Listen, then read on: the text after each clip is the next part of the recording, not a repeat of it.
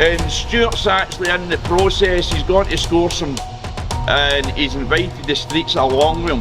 When are you going to get there? Happy. Aldo. Look about, mate, and then go for it. Yeah. How was that? Go the first time. How'd you get it? There's a famous spit. Euphoria, yeehaw. But as much as a yeehaw, I'd love to fucking go about this shit.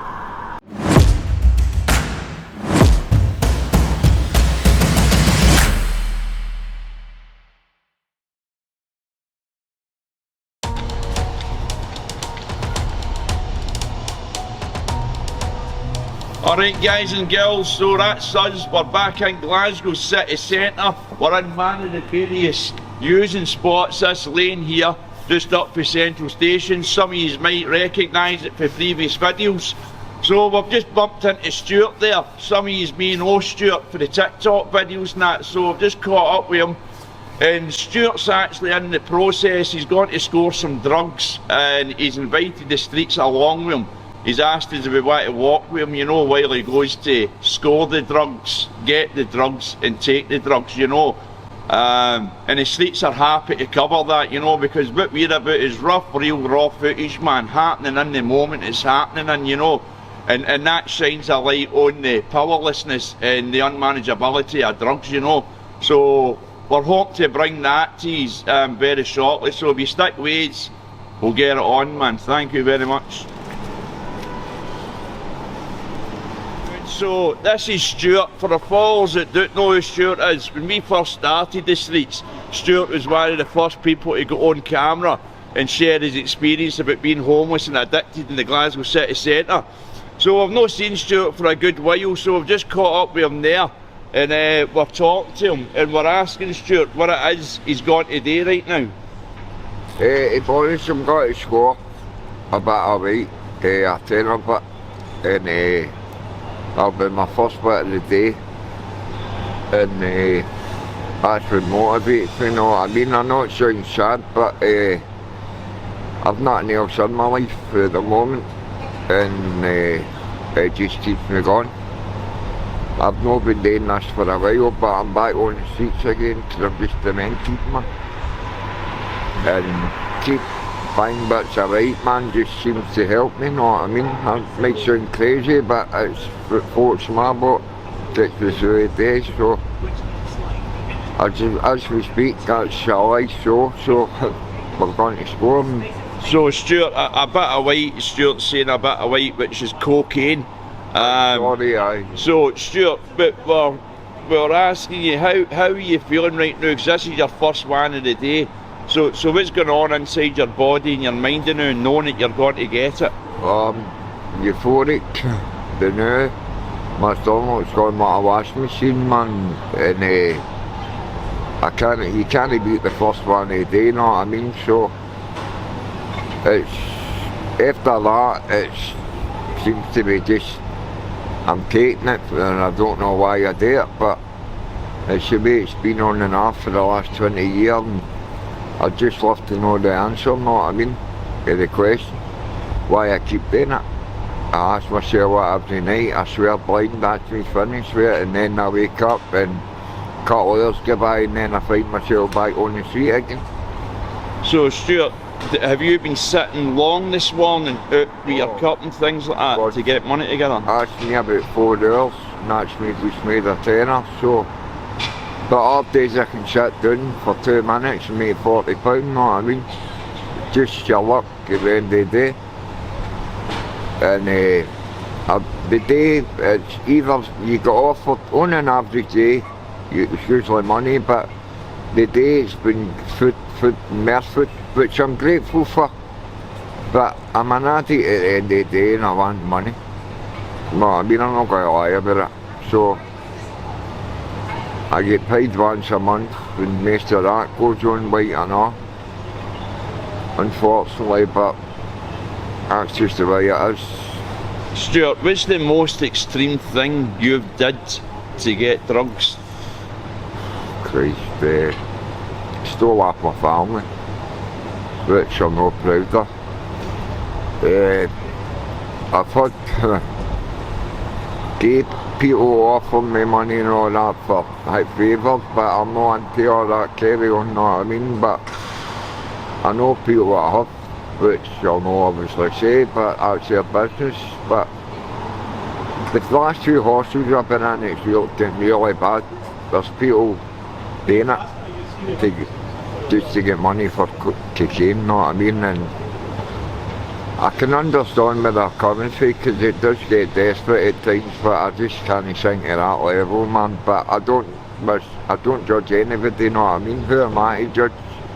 I'm bogging, man, my hair, I need a haircut, and all the rest of it, but just, I want the grunt to swallow me up when I'm sitting down, because I just feel like humiliating myself. But my self-esteem's that low, I'm just willing to do it, know what I mean? Well, Stuart, we can see that you're about to get on with this journey, so let's follow Stuart as we take us on this journey of Stuart's. Thank you, Stuart. Oh, no bother, Stuart.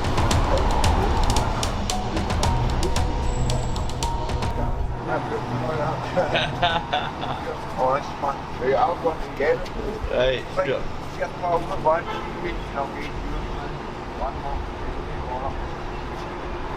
So this is us at Abbey's Chemist here in Glasgow city centre, where the boys can go in, get their clean tools, you know, their 1 mils and their 2 mils, and they can get their tin foil in there as well. So you get your clean water and your clean injecting tools and that, you know. So that's where Stuart is now. He's in there picking this stuff up, and this is one of Stuart's friends. This is Tam. Yeah.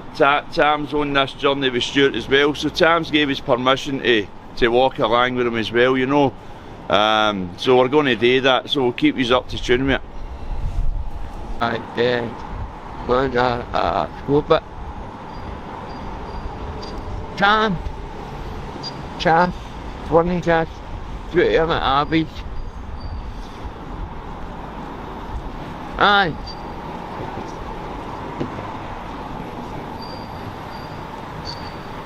Aldi's great, what am I going to do? When are you going to get there? Abbey. Aldi.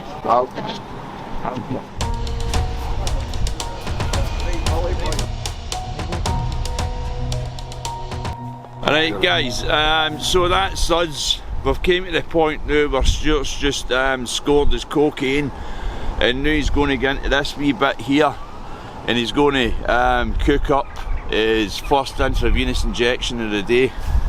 So we'll cover that for you. Take it away. Right.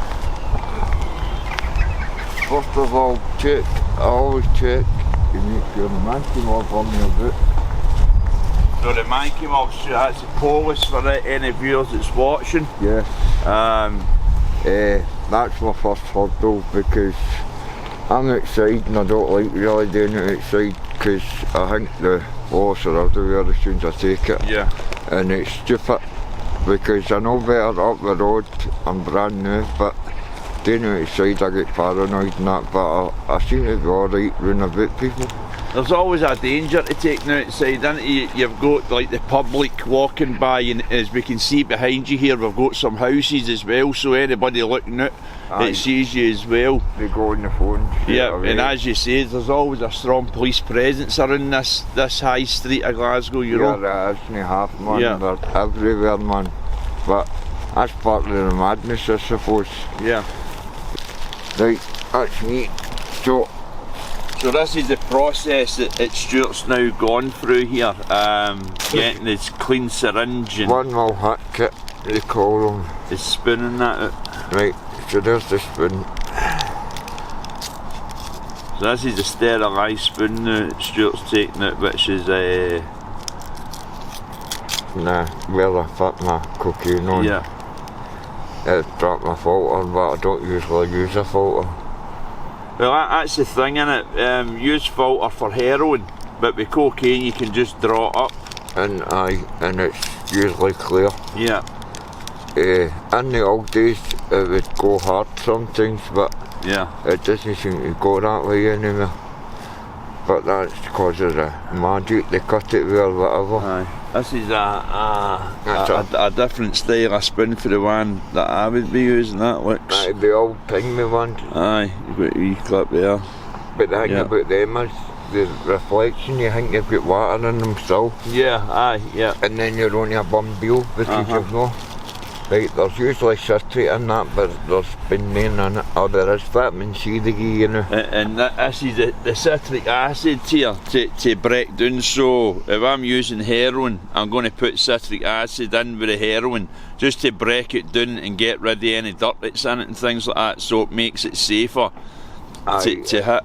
And the thing, mate, you seem to see with the bigger the filter, if there's powder on it, people shave them up. But I don't like doing that because I end up getting a dirty hit. Yeah. And that can take days to go away. This is me. What Stuart's talking about there is this here, and that's the filter. So once you use one of these filters to draw your cocaine up through or your heroin, you know, you can save these filters up. That's what Stuart was touching on there. You can save them up, you know, and hit them at the end of the night. But there's always a strong possibility that you're going to get a dirty hit for that. Which I got last week, shaving them up. And it was some buzz, but wow, 3 days in my bed.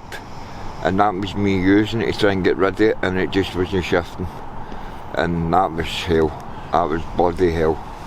You get it bad with heroin, but coke, it's 1,000 times worse. Yeah. And you know, we've heard that many people passing away through having dirty hits where it's just attacked the body, you know, and people have actually passed for this world with having a dirty hit. So, yeah, aye.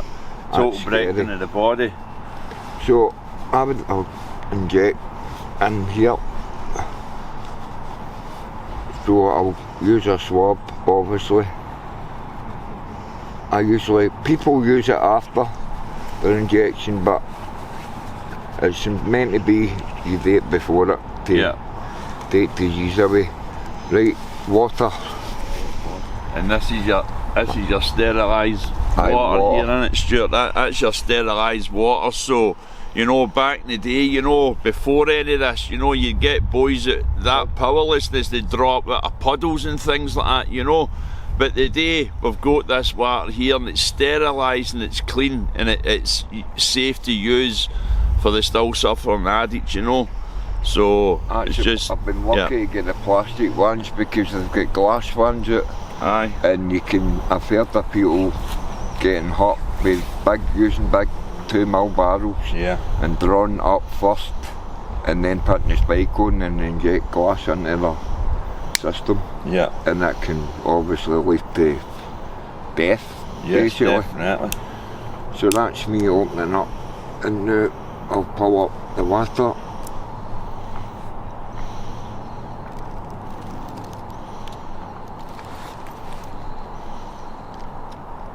Now I'm injecting a 10er bit, so I'll go to 80 mil. 80 mil. That's roughly 80 mil there. I've got my light blinked in here.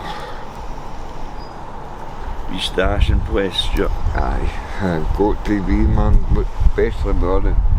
Oh, can I get 20 mil people round about me at times? But anyway, that's say about half a bit there. I'm going to take it 2 5er bits. 2 5er bits. So I do that, and then you put it on. You don't need to heat it. That's it clear. Just get a quick beat, and then I don't even usually bother with a filter. I just take my mental. Well, that's the way I would do it as well, you know. I wouldn't even burn it. I just squish it around till it all dissolved. I mean, a lot of people say boiling water out the kettle, but I think it's gave me dirty hits in the past, so I don't do it that way. And that's me good to go. But because of the cameras and that, I don't want to, or I'll turn round. Aye. And I'll just look about, mate, and then go for it. Yeah.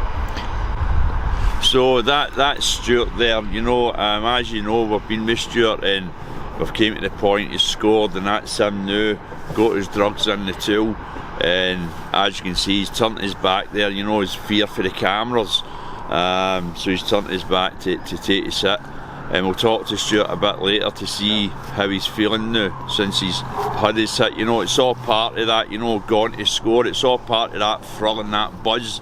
You know, you've got your cash in your hand, it's your first one of the day, you're making the phone call, you're going on the walk to go and score, and Stuart's done all that, and now he's about to take it. So let Stuart take that, then we'll ask him how he's feeling. Guys, I just took it. I was up, got it first time. How'd you get it?